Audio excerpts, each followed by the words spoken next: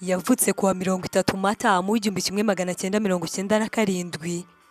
Akiri umwana muto yumvaga azaba umujepe. Yakoze kuri TV1, ava kuri TV1 ajya kuri BTN, ava kuri BTN ajya kuri Red Bull JD. Ubu arikorera kuko afite abamukurikira barenga 600,000. Iyo YouTube channel yakoreraho ubu yikoreraho iri mu mazina ye n'ubundi. Abayo Yvette Sandrine ni umunyamakuru w'umuhanga cyane, azwiho gukora ibyegeranyo byiza kandi bitandukanye. Muri byo harimo inkuru z'urukundo, amateka, politike n'ibindi bitandukanye. Ariko kuri ubu noneho kandi arimo gukora ibiganiro agaragara kuri iyo YouTube channel ye, agakora ibyitwa podcast. Urugendo rwe rw'itangazamakuru rwatangiye ryari? Yavukiye he kandi yavutse ryari? Ese yakuranye izihe nzozi? Ese yaba yarakuranye inzozi z'itangazamakuru?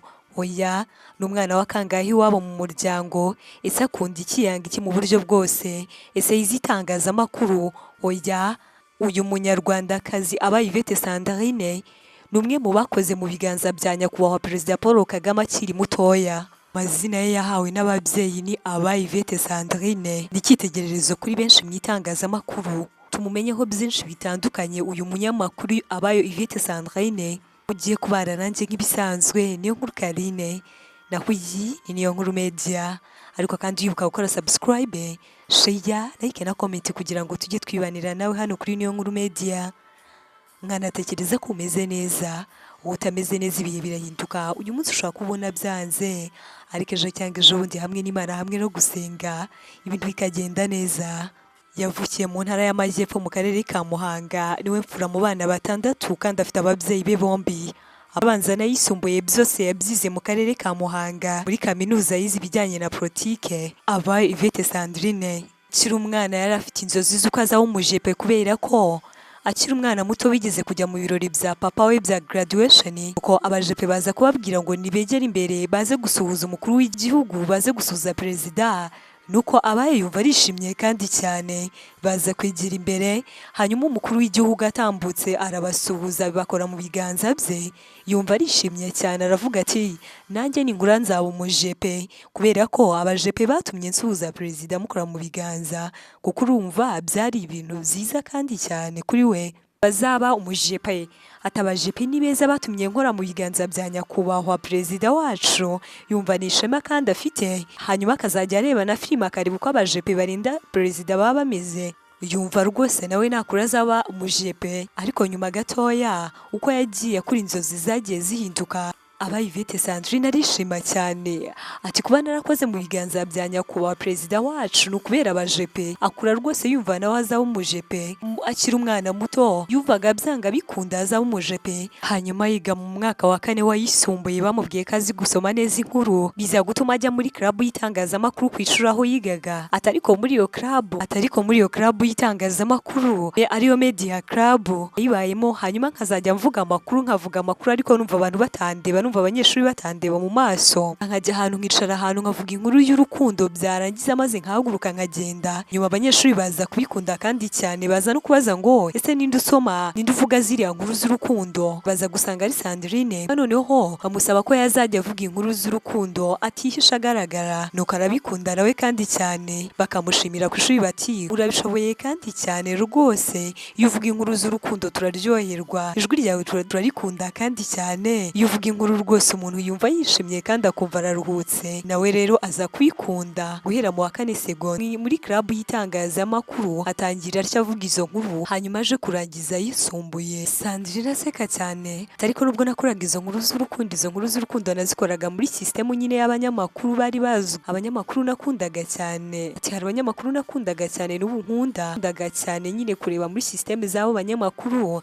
nkakora nabo uko bakora cyane. Nkareba Antoinette Niyongira, nkareba Sandrine Sheja, abo bose nkabigiraho kandi nanjye nkabikora neza. Abanyeshuri baza kubikunda cyane, nuko nanjye bituma numva mbikunze. Sandrine ati urumva icyo navuga ku itangazamakuru, uba ugomba kuvuga ijwi ryawe rikomeye. Urumva uko twavugana n'undi muntu bisanzwe, ntabwo ariko uba ugomba kuvuga amakuru meze. Uba ugomba gukomeza ijwi ryawe, maze ijwi rigakomera kugira ngo abantu nibaryumva uribakundishe. Aturumva nkatwe gukora ibyegeranyo. Sandrine ati urumva nkatwe gukora ibyegeranyo nyine biba bisaba kugira ngo ijwi ryawe rikomeze, ribe rifite imbaraga, abantu nibaryumva bumve rifite imbaraga. ati uko naganira n'umuntu tuvuga ntabwo ariko ndi kuvuga amakuru navuga, iyo uvuga amakuru ijwi uraritsindagira nyine ijwi rikagira imbaraga rigakomera kugira ngo umuntu uryumva aze kurikunda.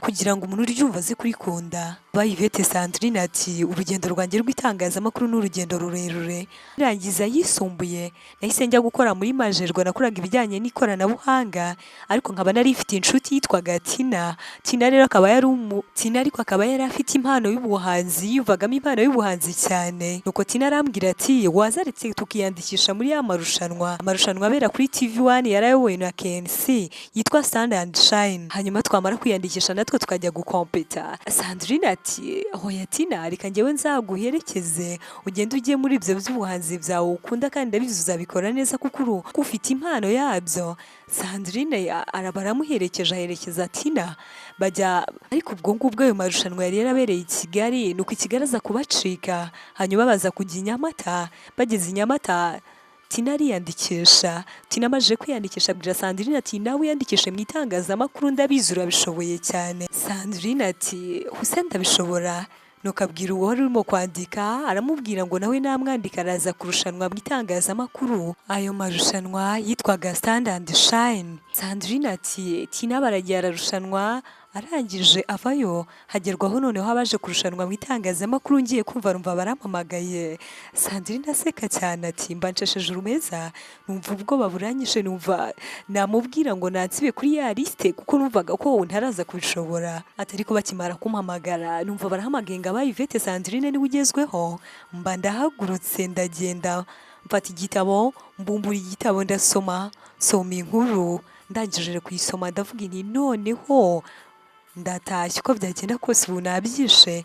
Sandrine aseka aravuga ati ntabwo natekerezaga ko nanjye bampamagara, ntabwo natekerezaga ko nanjye rwose barampamagara. Nuko Kenisa baravuze ngo Kenisa ajya kuvuga Sandrine nyine ati numvaga agiye kumbwira ngo gira vuba aho ngaho. Sandrine ati Kenisa baravuze. Kenisa aravuga ati ukora iki? Sandrine mu bwoba bwinshi ati ntacyo nkora, ati nta kazi mfite. Kenisa ati guhera ubu njyewe nkwemereye stage, uzaze gutangira stage kuri TV1. Sandrine ataha mu byishimo byinshi. Igihe cyo gutangira stage kiragera. Sandrine ati mama wanjye yaramperekeje kandi mama wanjye ntabwo yarameze neza, yararwaye ikirenge muri iyo minsi. Ati ariko ndamushimira cyane kuko yaramperekeje tugirana kuri TV1. Tugezeyo banyandika ko nyine ngiye gutangira kwimenyereza itangazamakuru. Ati ababyeyi banjye ndabashimira kandi cyane, niba ababyeyi bagushyigikira mu bintu ukunda kandi bakakwereka neza uko wabikora neza, niba ababyeyi bagushyigikira bakagushyigikira mu bintu ushaka gukora maze bakakwereka uko wabikora neza, ati rwose ndabashimira kandi cyane. Ati bazi ko nyine mama yemeye akamperekeza icyo gihe kandi ntabwo yarameze neza, yararwaye aremera ariko aramperekeza. Ndabashimira, Imana ibaha umugisha, mpora kandi mbashimira cyane. Sandrine ati ubwo nyine nahise nsezera kuri Majerwa mpita ntangira kwimenyereza itangazamakuru kuri TV1. Sandrine ati urumva kuri TV1 ho nakoraga stage, nyuma naje kuhava nerekeza kuri BTN. Ati ntangira kuri BTN ho nyine ntangira bampemba, ndashimira na boss wa TV1. Sandrine ati ndashimira kandi boss wa BTN, baramfashije kandi cyane, koraga nk'umukozi kandi nabo bakamfata nk'umwana wabo. Boss wa BTN nawe ndamushimira kandi cyane kuko yambaye hafi. Sandrine ati nyuma nza kuva kuri BTN nerekeza kuri Red Blue JD. Nkigerayo nasanze y'abanyamakuru b'abahanga cyane, nsangayo Mwana Afunze, nsangayo na Gentil Gideon ndetse n'abandi banyamakuru barabahanga cyane. Ati kuhakorera byagusabaga nyine kuba wasomye, wateguye ugasoma ibitabo. Ati ndabyibuka hari iminsi ine nigeze kumara nsoma ibitabo kandi nsoma n'inkuru. Icyo gihe nari ntunzwe n'ikawa kuko urumva byansabye gukora cyane. Sandrine ati nkiri kuri Red Blue JD nyine nanjye nahise mfungura YouTube channel yanjye. Ati nyuma mva kuri Red Blue JD kugeza ubu nyine ndakikorera kuri YouTube channel yanjye, n'ubundi yitwa mu mazina yanjye Yvette Sandrine. Kugeza ubu ngubu afite ibihumbi birenga 600 by'abamukurikira kuri YouTube channel ye. Aseka cyane ati nyine urumva nkunda n'ubundi iyo umpamagaye Yvette Sandrine. Ati Sandrine aseka ati n'ubundi izina ryanjye ndarikunda, nkunda ivuze Yvette Sandrine.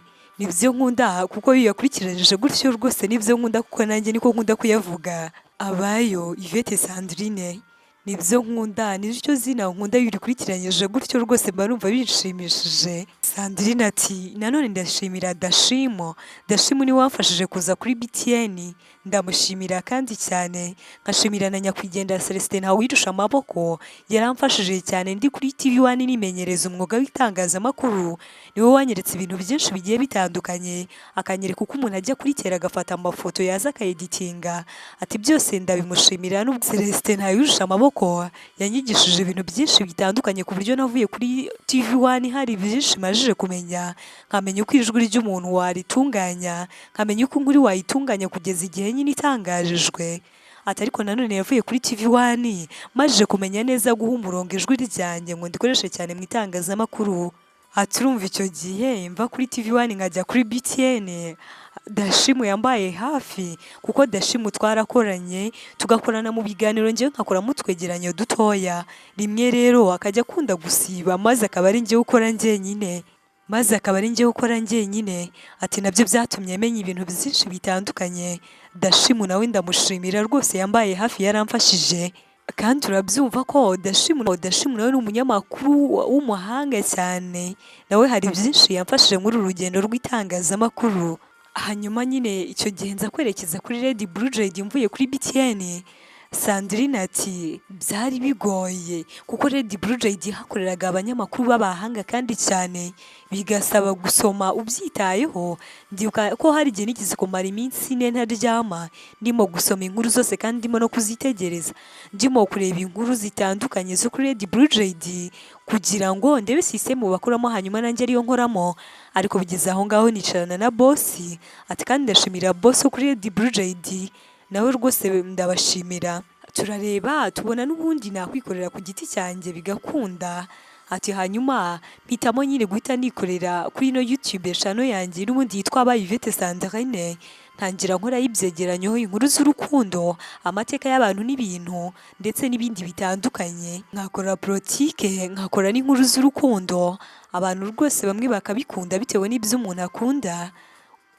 Kuri ubu ibijyanye n'ibyegeranyo ntabwo akibikoraho cyane kuko muri iyi minsi arimo gukora live, arimo gukora agaragara kuri iyo YouTube channel ye, agakora ibijyanye na mu gutangira akora podcast. Yavuze ko akunda cyane mu bijyanye n'imibereho y'abantu ndetse n'ibibaranga. Nimba waravutse muri uku kwezi akakwereka nyine ibishobora kuba bikuranga, nimba witwa runaka akakwereka ibishobora kuba bikuranga.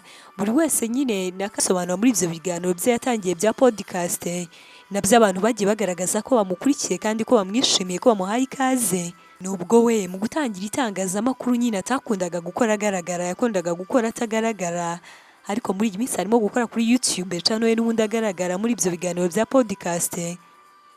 Tuvuze ko ari umukobwa w'umunyamakuru w'umuhanga cyane, ntitwaba tugiye kure kuko akurikiranwa n'abari kuganira. Akunda kuvuga ngo long story short, akubwira inkuru ye ati inkuru ndende tuyigiremo inkuru ntoya. Wakoze kandi gufata uyu mwanya, wose maze ukabana natwe. Njye uvaga nti niyo nkuru Karine, naho iyi ni niyo nkuru media. Ariko kandi wibuke gukora subscribe, share, like na comment kugira ngo tujye dukomeza kubana nawe hano kuri niyo nkuru media. Nkanatekereza ko uri amahoro, kumeze neza. Utameze neza ibihe birahinduka, uyu munsi ushaka kubona byanze, ariko ejo cyangwa ejo bundi hamwe n'Imana, hamwe no gusenga, ibintu bikagenda neza.